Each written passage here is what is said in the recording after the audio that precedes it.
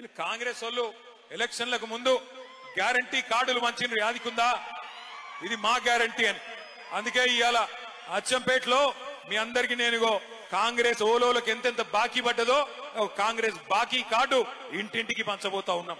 ఎవలోలకు ఎంతెంత బాకీ పడ్డది కాంగ్రెస్ అంటే, ఆడపిల్లల విషయమే తీసుకుంటే, మహాలక్ష్మి పథకం విషయమే తీసుకుంటే, ఒక్కొక్క ఆడబిడ్డకు 22 నెలలకు నెలకు 2,500 చొప్పున 55,000 రూపాయలు కాంగ్రెస్ పార్టీ బాకీ ఉన్నది.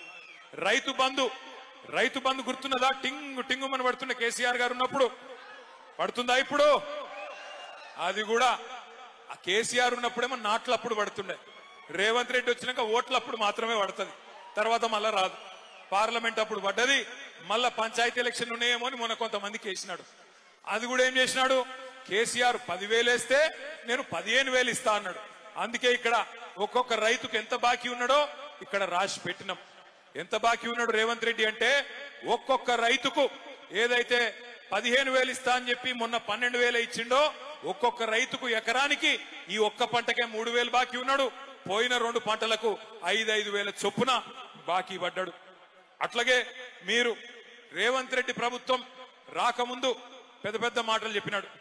కేసీఆర్ ప్రభుత్వం ఒక ఆడపిల్ల పెళ్లి చేసుకుంటే 1,00,000 రూపాయలు ఇస్తున్నది, మరి నేను 1,00,000 రూపాయలు కాదు దాని మీదికెళ్లి తులం బంగారం ఇస్తా అన్నాడు.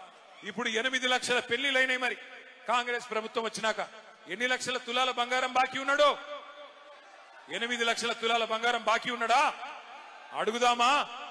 అట్లాగే వికలాంగులకు చెప్పినాడు, కేసీఆర్ గారు మీకు 4,000 పెన్షన్ ఇస్తున్నాడు, నేను 6,000 పెన్షన్ ఇస్తా అని చెప్పి నమ్మబలికినాడు.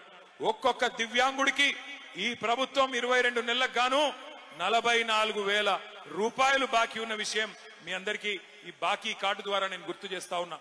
ఈ బాకీ కార్డు రేపు గ్రామానికి పోవాలి, గడప గడపకు పోవాలి, మనిషికి పోవాలి. ఈ బాకీ కార్డే మీకు బ్రహ్మాస్త్రం అవుతుంది. ఈ బాకీ కార్డే ఇంటింటికి మనం పంచుదాం.